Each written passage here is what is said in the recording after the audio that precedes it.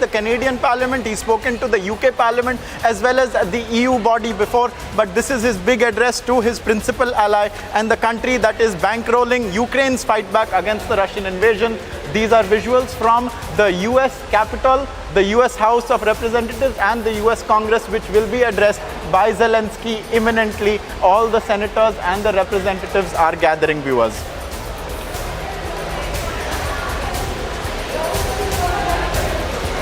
And viewers, Donetsk, the strongholds of the separatists, has once again become the epicenter of intense fighting. Republic's teams have been on the ground in all the areas that are impacted by the war. And in Donetsk, which is a pro-Russia area, there has been a lot of fighting taking place. Here is a report of exactly what's happening in the pro-Russia areas of Donetsk and in Luhansk. As war rages in eastern Ukraine, shelling, bombardments and airstrikes continue in Ukrainian cities. Take a look at this video from Donetsk region of the aftermath of shelling. This comes after military troops attacked residential areas that partially survived the prolonged shelling. The entire area appeared level with rubble in the streets and blown out windows in an adjacent high-rise building. These are the visuals from the streets of Volnovakha in the Donetsk region. Donetsk is a self-proclaimed rebel republic region in eastern Ukraine and a major conflict zone between Russia and Ukraine. The Russian military has accused Kiev of attacking Donetsk. However, the Ukrainian military has been quick to deny the attack. Agency report for Republic TV. Republic TV has the largest war team in Ukraine and the neighboring countries. Our next report is from Rivne. My colleague Shravan gets you this report from Rivne. As far as the negotiations are concerned, because that's where the focus is right now. Beyond, of course, the kind of destruction that has already taken place in various cities of Ukraine. But right now, what both sides are essentially trying to work out is a proper negotiation. And over the last few days, what we have seen is both sides have indicated that they are making significant progress.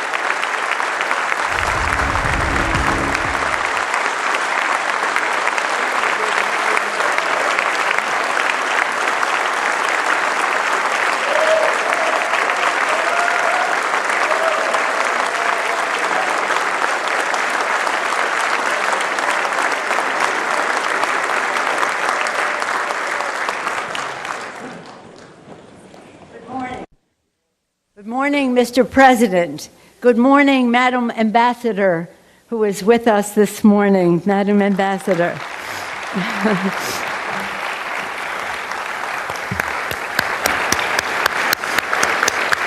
Ambassador Makarova.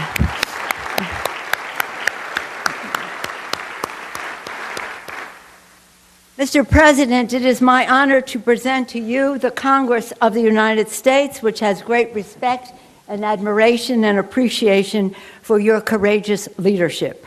Members of Congress, I have the high privilege and distinct honor of presenting to you the President of Ukraine, Vladimir Zelenskyy. Slava Ukraina! Slava Ukraina!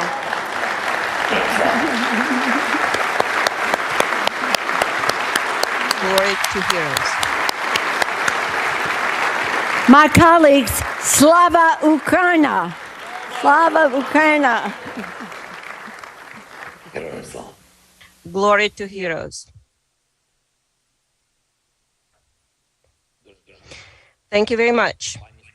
Madam Speaker, members of the Congress, ladies and gentlemen, Americans, friends, I'm proud to greet you from Ukraine, from our capital city of Kyiv, a city that is under missile and airstrikes from Russian troops every day. But it doesn't give up.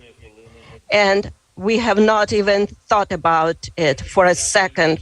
Just like many other cities and communities in our beautiful country, which found themselves in the worst war since World War II. I have the honor to greet you on behalf of the Ukrainian people, brave and freedom-loving people who for 8 years have been resisting the Russian aggression. Those who give their best sons and daughters to stop this full-scale Russian invasion. Right now, the destiny of our country is being decided.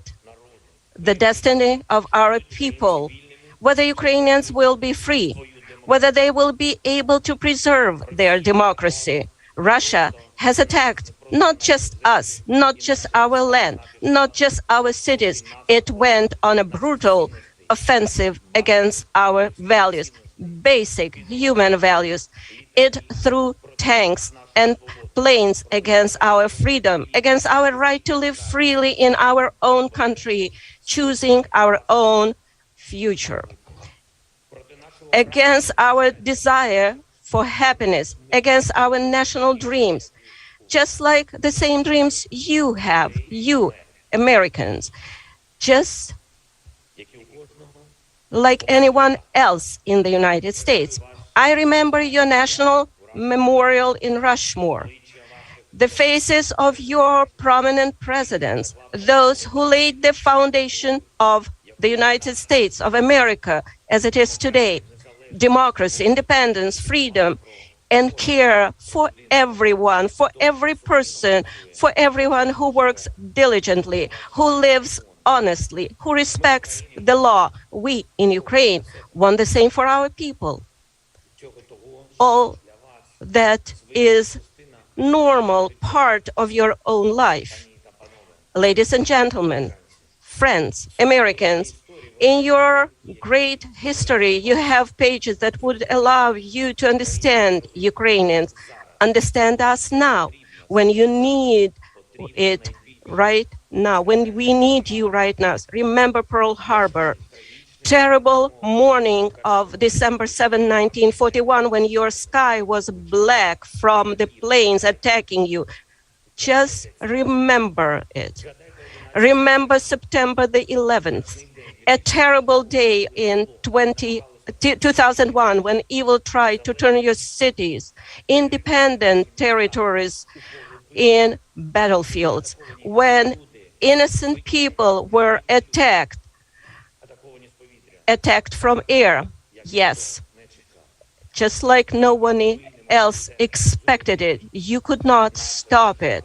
Our country experience the same every day, right now, at this moment, every night, for 3 weeks now.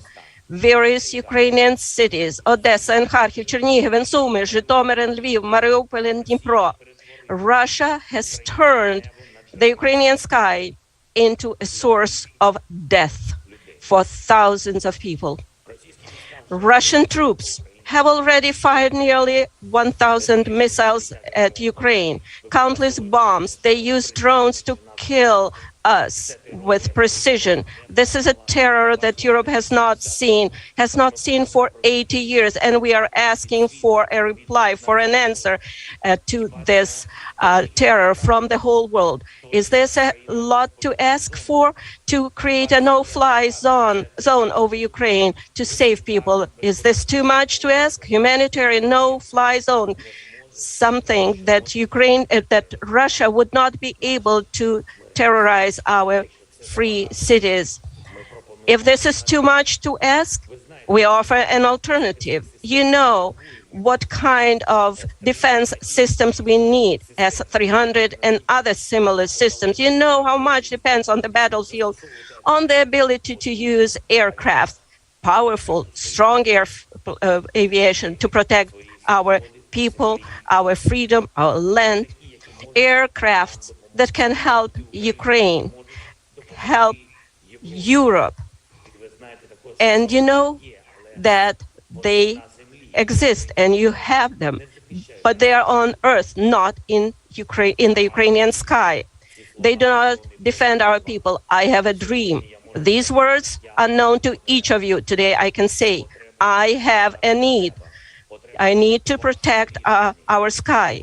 I need your decision, your help, which means exactly the same you feel when you hear the words, I have a dream.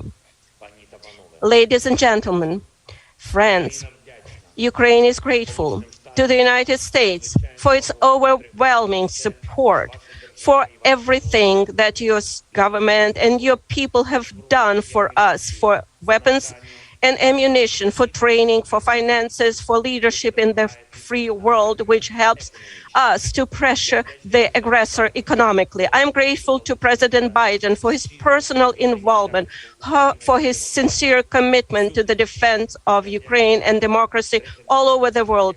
I am grateful to you for the resolution which recognizes all those who commit crimes against Ukraine, against the Ukrainian people as war criminals. However, now, it is true, in the darkest time for our country, for the whole Europe, I call on you to do more. New packages of sanctions are needed constantly, every week, until the Russian military machine stops. Restrictions are needed for everyone on whom this unjust regime is based. We propose that the United States sanctions all politicians in the Russian Federation who remain in their offices and do not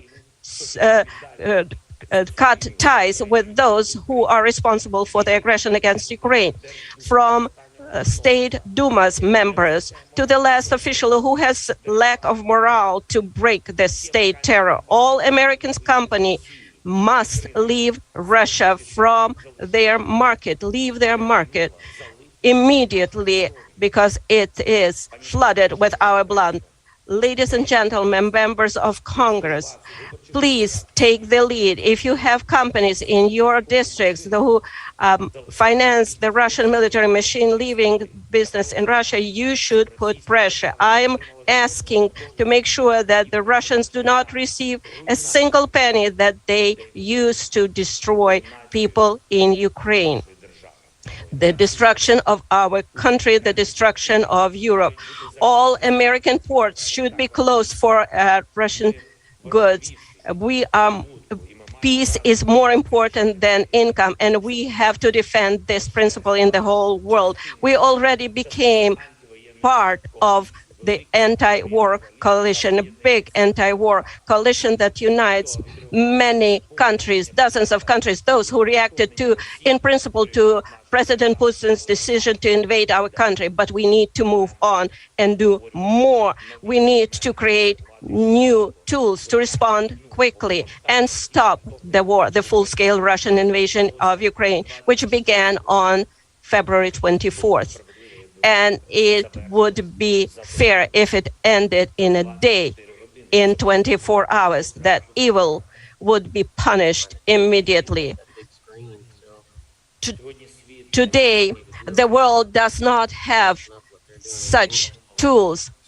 The war of the past have prompted our predecessors to create institutions that should protect us from war. But they, unfortunately, don't work.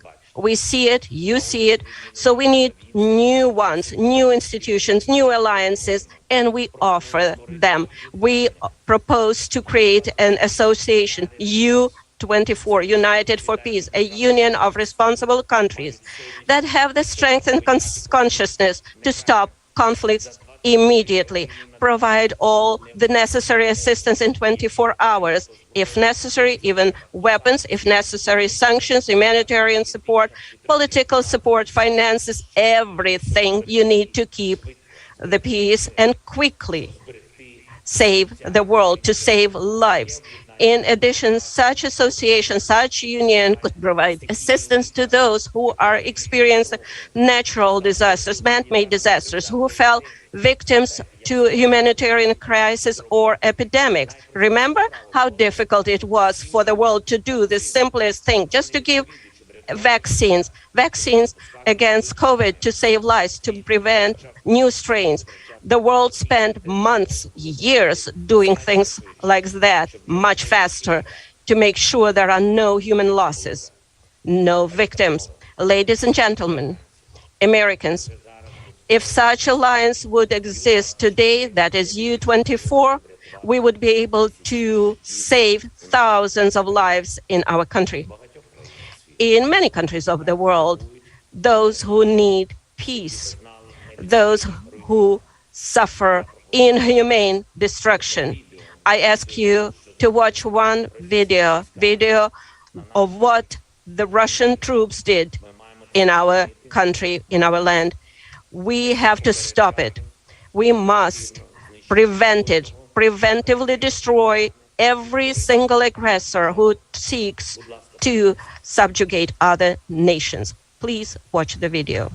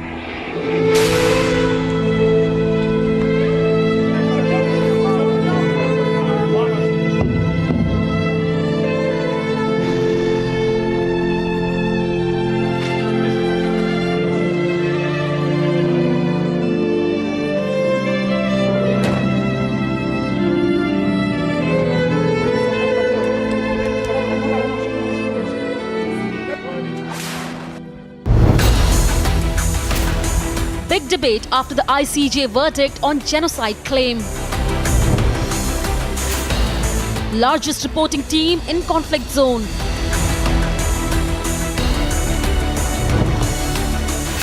Global debate as Russia steps up assault on Ukraine. From G7 meeting to Biden visit. Is it too little, too late?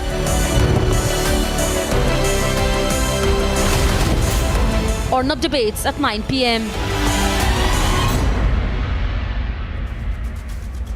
Viewers, you just heard Ukraine President Volodymyr Zelensky's address to the US Senate, and his main point there was to ask for America to immediately declare and help a no-fly zone to be established over the Ukraine skies. He also sought the creation of a new institution that will react to the outbreak of any war and bring it to a halt.